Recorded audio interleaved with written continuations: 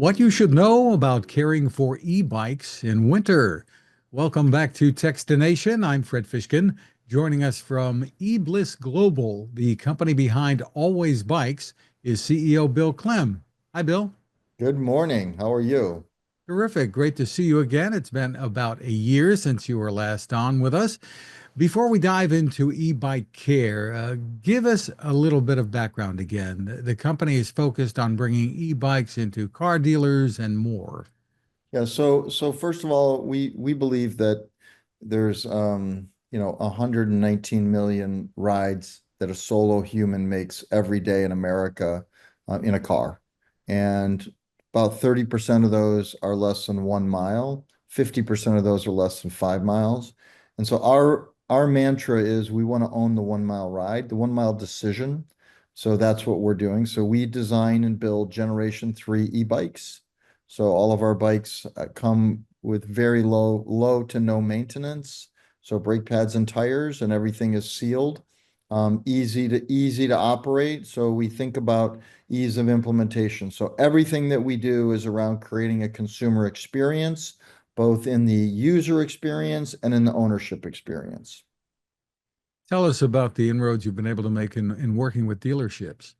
So we've got active dealerships in Hawaii selling bikes. We've got dealerships in Los Angeles, got dealerships in Western Michigan. We are getting ready to launch two in the Washington, D.C. area.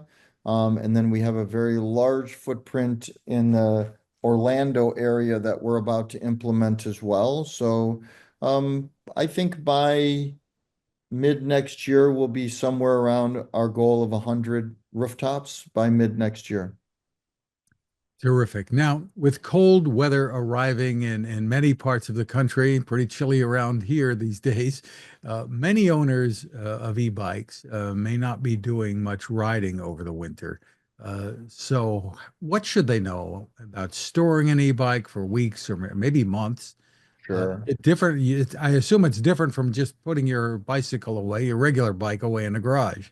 Yeah, I think there's some definite consideration that needs to be done. One, the battery, the battery you should again, my by the way, when you back up, then one of the top markets in the country for riding e-bikes is Minneapolis, and they ride in the wintertime. So again, I think their Northern European heritage is coming through in the greater Minneapolis area. Um, but dissimilar to Northern Europe where they ride 24 by 7, 365, no matter what.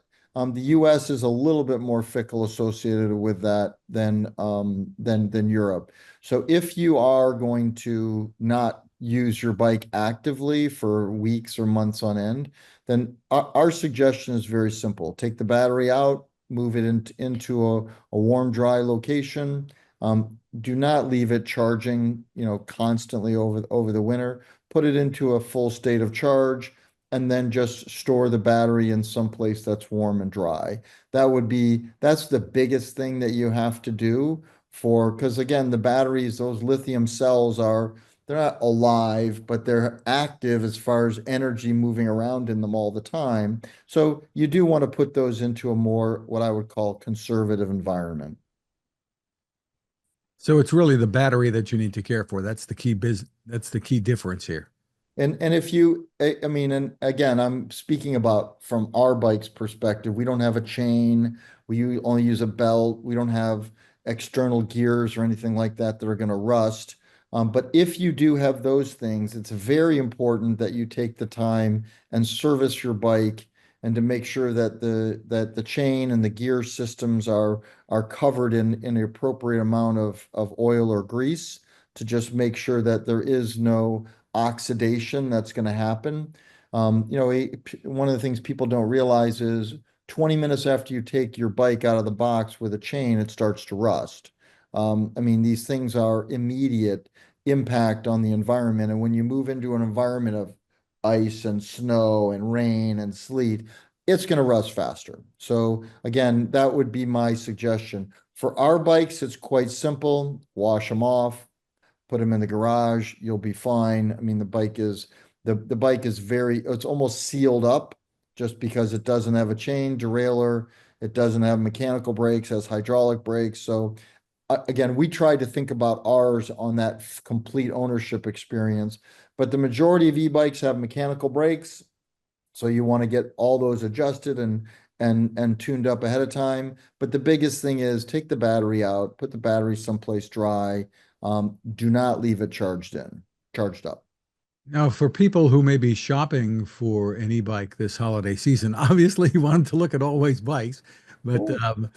what are some of the things that they should really look for? You mentioned taking the battery out. Not every e-bike has a removable battery. I guess that's one thing that they should keep in mind when shopping, right?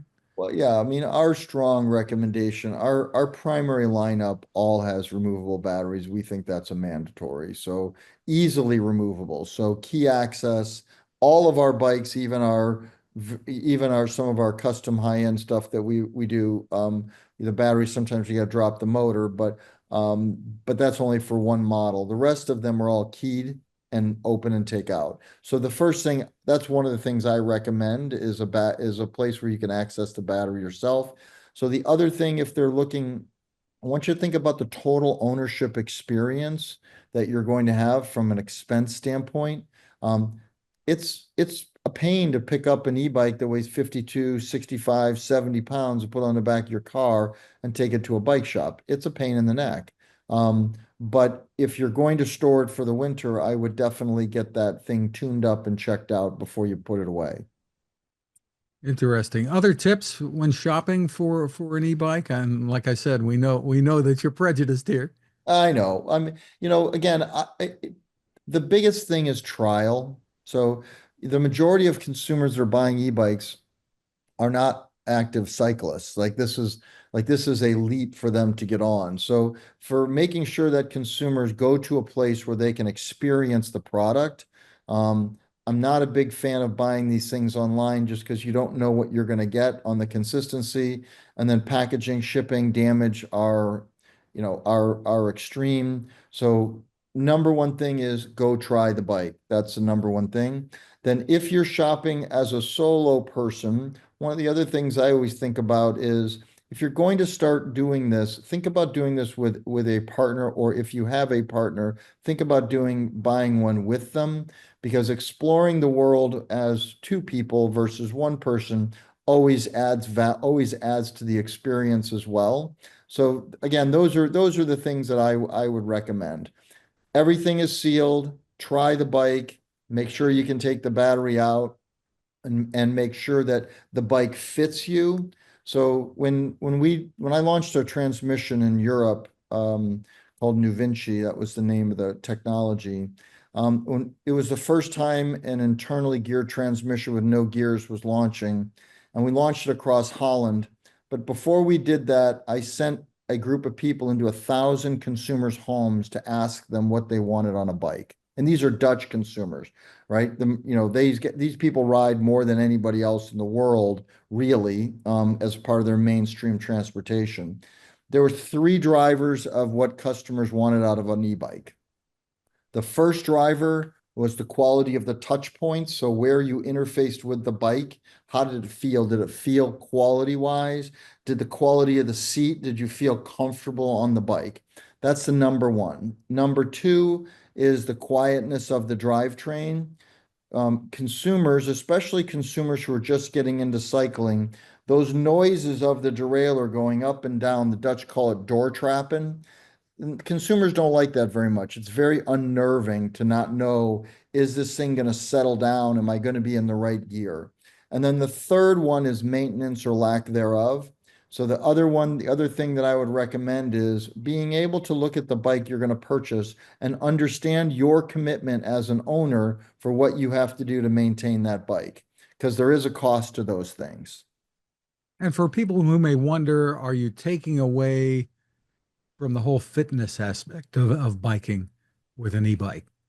So statistics show, not mine, other people's, that e-bike riders actually ride longer. And so they actually get an equitable amount of fitness. Now, I'm not talking about people that are riding century rides on the weekend with 100 miles, but if you're a casual rider, very clear evidence that consumers just ride farther and they're also able to take that longer ride with confidence because they have that bioelectric machine underneath them. And an e-bike can be, $500 to $1,000, but what you're selling is more of an investment, I think. Again, I would not ever recommend to any of my friends and family to buy a $500 e-bike. And it isn't, bless you, it isn't that I'm opposed to super inexpensive things. I'm opposed to what I consider to be an unsafe environment to put a consumer into a product. A $500 e-bike, the likelihood is it's not going to be of a quality that will last. The other thing that you should be looking for is the e-bike battery should be CE or UL certified for sure, right? If you watch the fires and things of all of the controversy in New York City over the last 18 to 24 months, the majority of those battery fires were as a result of very inexpensive, very lack of controlled environments for batteries. So that's a huge one, and I meant to mention that earlier. For sure, you want bikes that are UL and or CE certified. And again, that's a standard that we have. Just terrific. So tell us about the price range of what you're offering roughly. We're gonna be in the $3,000 and up kind of a category. Again, it depends upon how much gingerbread, what you want to do with the bike, the various models, but that's what we're gonna charge is about 3,000. Again, we're gonna come with a 3-year bumper to bumper warranty. Doesn't really have bumpers, I call it tip to tail. So 3-year warranty on the entire bike, lifetime on the frame. So we believe very strongly that the bike should last 3 to 4 years without having to rebuild the bike. So those are just some statistics about us. What should people know about transporting e-bikes because they can be heavier? One, be careful. Two, if you're going to transport them, make sure that the bike rack that you put on the back of your car is rated for e-bikes. There are several different styles of bike racks. Some of them are not rated for e-bikes, so you should definitely watch that. The other thing that I recommend strongly is I always put a secondary lock on my bikes on the back of my vehicles just to one, make sure they don't come off, but two, to make sure that they're not stolen when I park my vehicle someplace. So those are really important things. The right carrier for the bikes, very, very important. And for more info on what you've got going on, where should people go? So again, it's ebliss.global or alwaysbikes.com. Either one. Thank you for the opportunity to speak to you today. It's an exciting time watching this industry just flourish this year. 2.5 million e-bikes looks like it's gonna hit this year in America. That's more than Toyota sells cars. So that's a very big milestone. Terrific. Well, congratulations on the innovations and the attention you pay to the details and the quality. Bill Klehm, thanks for spending time with us. Thank you very much for having me.